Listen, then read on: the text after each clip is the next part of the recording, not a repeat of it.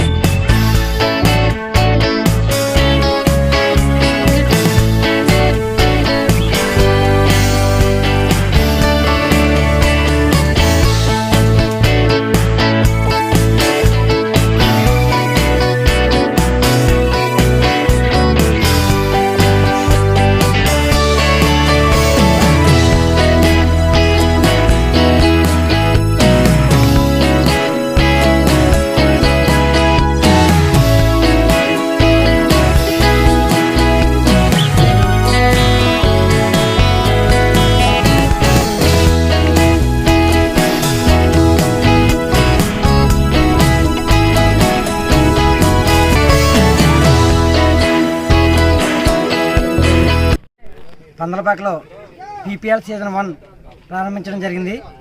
ఇది పందలపాక యువత ఆధ్వర్యంలో, అలాగే పందలపాక యువత దీని స్పాన్సర్ కూడా యువత చాలా వరకు కూడా అందరూ చేయడం జరుగుతుంది.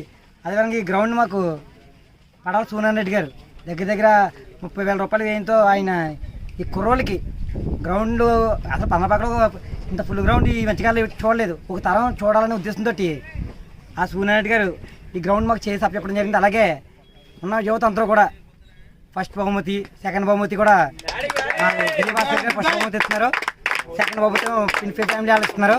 అలాగే ఇక్కడ ప్రతి టీం ప్లేయర్ కూడా కప్పులు మాకు ఎస్ టీం, పాత పందలపాకలో ఎస్ టీం అంటే మంచి టీం అన్నమాట, క్రికెట్ ఆడేవాళ్ళు, వాళ్ళు మాకు సహకరిస్తున్నారు.